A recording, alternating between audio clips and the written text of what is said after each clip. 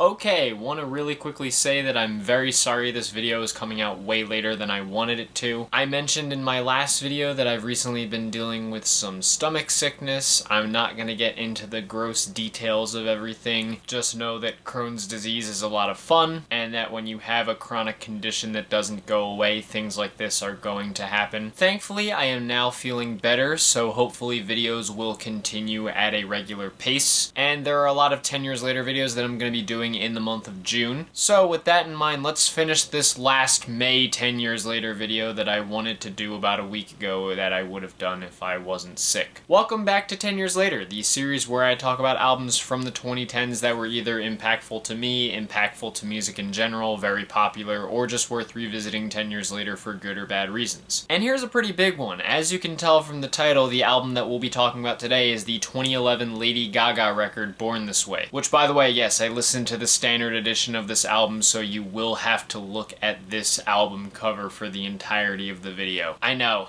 It's not a great looking album cover. People have hounded it for years, you kind of know by now. Either way though, this was the second studio album from the iconic pop songstress Lady Gaga, who first broke onto the scene with her 2008 album The Fame, later reissued in 2009 as The Fame Monster. This combination of records produced a whopping 7 Billboard Hot 100 Top 10 singles, including #1 singles like Just Dance and Poker Face. There were also tracks like Love Game, Paparazzi, Bad Romance, Telephone, and Alejandro that were reaching super high peaks and bringing Gaga to massive status in the musical landscape. In a way, The Fame, its reissue, and the many popular singles were pretty important in the late 2000s going into the 2010s, as Gaga pretty much brought electronic dance music to the forefront and made it a mainstream sound. Many have gone on to note that famed electronic artists like David Guetta and Calvin Harris would not have nearly had the mainstream success they would gain if not for Gaga making those records. It was all of this combined with her very eccentric, almost avant-garde aesthetic and style that made her a massive icon in the pop music realm. Admittedly, this was something I didn't really get to appreciate about Lady Gaga back in the day. I've said this before, but in 2011 I was very much disinterested in pop music and I probably wouldn't have been listening to Lady Gaga. I've discussed this before, but being in middle school where there were these outdated gender norms of boys liking boy music and girls liking girl music, I was led to believe Lady Gaga's music wasn't for me. As I've grown older and stopped caring to conform to gender norms, I've been able to appreciate Gaga and her influence on modern pop, and that made me interested in going back to this album. Horrifying cover art and all. The standard edition of the album is 14 tracks in just over an hour, which is definitely on the long side for a pop album. As it is though, outside of a weak middle stretch, it doesn't really feel like it's that long. Beyond its general enjoyability, this album is a relentless, off-the-wall party that I'm sure some might think is stupid on the surface, but stupid or not, you can't resist the urge to join in. I don't even like parties, but this one was pretty hard not to want to witness. I mean, come on, it's damn near impossible for me to listen to a song like Marry the Night and not want to turn the fuck up. It's an encouraging anthem that on the surface is about partying, but it's also about being comfortable in your skin and owning your insecurities. It's fun, it's bright, the hook is absolutely intoxicating, it's just an awesome listen. Gaga also brings a few more encouraging anthems in the iconic singles Born This Way and The Edge of Glory. Born This Way was the massive pro-LGBTQ banger that's become one of her most enduring hits to date. While sonically this song fits snugly into the electronic danceable pop trends of yesteryear, thematically it feels a bit ahead of its time. Gaga was one of the first big pop artists to very staunchly advocate for LGBTQ+ rights, something that she does all throughout several tracks on this record. And while this was something I obviously missed in 2011, it had to have been nice back then to have an LGBTQ positive pop track that didn't feel like it was appropriating the lifestyle or playing it up for laughs. The Edge of Glory, meanwhile, was a tribute to Gaga's grandfather, and while it shares some sonic similarities with Born This Way, it's another track that stands out for its unbelievably catchy hook. Gaga's always had a knack for putting together really sticky hooks in songs, and this was another example. As I said though, my biggest problem with the album comes around its middle stretch. The album starts and ends well, but there's a point in the middle where it feels much weaker. Chapter. Judas is probably the lowest point the album sinks to for me. While I think some of the religious imagery is interesting, the electronic instrumental just gets way too overbearing for me. And while I do like Gaga's vocals, the hook does little more than just annoy me. I see why it would work for others, but for me it doesn't click. Americana also has a few interesting things going for it, like its mix of techno with mariachi as well as its lesbian love story. But it's around this point where the record kind of feels like it gets a bit homogenous in its sound and the hook just doesn't hit as hard as it really should. Hair also has some interesting writing to it, with Gaga getting a bit reminiscent about the lack of freedom that she had as a child. And I do think her vocals are beautiful, but I just don't really care much for the electronic instrumental when it does kick in. It sounded nice when the song started subtly with a beautiful piano melody, but when the electronic sounds came in, it just quickly lost me. Shiza is also pretty unique in its writing, with Gaga throwing some German at us while discussing the feeling of wanting to be bad without permission. It does add a clever twist to the song, but sonically I think it's just one of the most standard tracks here. There's not a whole lot to it that reads as being very special outside of Gaga's jump into German, and it sadly doesn't hit as hard as it should. Also, this is outside of that middle stretch, but I wasn't too crazy about the track Heavy Metal Lover. First off, yes, it is very ironic that a song called Heavy Metal Lover has no semblance of heavy metal to it at all, but that's not my big problem with it. The problem is that the electronic instrumental is just too over the top and it drowns out some of the catchiness of several parts of the song, like the chorus. It just sadly feels like it's missing something that could put it over the top. Despite these slow stretches though, the album succeeds on the fact that it has hits on hits on hits. Government Hooker was one of those tracks I couldn't help but get a kick out of when listening to it. Gaga makes this loud, booming electronic banger that somehow thematically is about JFK's relationship with Marilyn Monroe. It's really silly, but God, it's so hard to ignore. It's so immediate and sticky. There are about 5 different hooks in the song that are stupidly catchy. Gaga's vocals are eccentric but still very charismatic. This song really shouldn't be as good as it is, but it is. Bloody Mary is a lot slower than many of the other tracks here, but it carries this really creepy vibe between its darker instrumental and more of the religious imagery that Gaga uses in the writing. It might come across as being pretty outlandish, but it's still way too fun to ignore. Bad Kids is a tribute to rebellious, misbehaving kids, and it's interesting in how it almost starts like a rock anthem. It quickly switches back to something dancier, but it still factors in those heavy rock guitars throughout. It's still very bright and sunny, and it honestly sounds like a bit of a precursor to something like Rain on Me from Gaga's latest album. Highway Unicorn Road to Love also has a very anthemic feel, feeling like a club-ready banger about love and equality. Parts of the instrumental feel a bit more industrial, and the way Gaga blends her charismatic vocals on the song is great. It makes for what is easily one of the most compelling tracks on the entire album. Electric Chapel is a track that leans even more heavily into the rock sounds, with even more throbbing electric guitars, haunting chimes, and a very cinematic intro. It obviously does move into something more electronic, but it still mixes in those rock sounds, making for a great unique blend. Gaga also sells the song, as she's often good at doing, giving a more slightly understated performance, but one that's still plenty of fun. You and I is much lighter than anything else on the album, with Gaga giving an ode to her then boyfriend Luke Carl. The song once again feels like it leans into the rock style, mixing heavy guitars with pounding pianos. Maybe it's just me, but it almost feels like a hyper collision of Queen and Carrie Underwood. It's sweet, it's wholesome, and for some it might be a nice reprieve from some of the heavy electronic sounds. Gaga pours her heart into this one, and it makes for a beautiful track. I think it would have really worked as an album closer, but I still understand why she picked The Edge of Glory instead. Overall, Born This Way may lack the impact that made Gaga's debut record so influential, but it's nevertheless a strong collection of hits on top of hits on top of hits. The production throughout this album takes the electronic dance sounds and applies them throughout a multitude of other styles, many of which stick the landing, and they are boosted by the eccentric, charismatic nature of Gaga as a performer. Naturally, of course, one of the keys to making enjoyable pop music is having sticky, catchy hooks, and that's something that Gaga's been able to do for as long as we've known. Many of the songs here are just fantastic earworms. Even if they seem silly, they are just so hard to ignore. Of course, there is that weak middle stretch where some of the songs are bogged down by their weaker hooks, and I think that slightly stops this album from really reaching amazing status, but while it lasts, Born This Way is just too much lighthearted, wild fun. It's actually aged pretty nicely, and it definitely has plenty of bangers to choose from to throw into your rotation. Back in 2011, I wasn't into Lady Gaga at all, so I could tell you I would not have been into this thing. Again, I wasn't into too much pop music, and I'm not sure if Gaga would have changed my mind. Listening to it now, though, I definitely see it as a very enjoyable record. If I had to put it on my scale, it would probably get a good rating from me. It might be a bit inconsistent, but there are too many high points to ignore on this thing. interesting. But that's just my opinion on the album. What did you guys think about it? Did you listen to it back in 2011? Do you still listen to it now? Did you love it back then, hate it back then? Do you still love it now? Do you still hate it now? Are you just completely indifferent towards it? And where would you rank it among Lady Gaga's albums? Whatever your thoughts, experiences, and opinions are, leave them down in the comments below. Let's keep this civil and have some fun as we like to do. If you guys want to hit like and subscribe and support some of my other ventures that I have linked down in the description, thank you. If not, it's no big deal. I totally understand. And moving into June, the next video that I'm going to be doing for 10 Years Later is going to be on the Bad Meets Evil EP,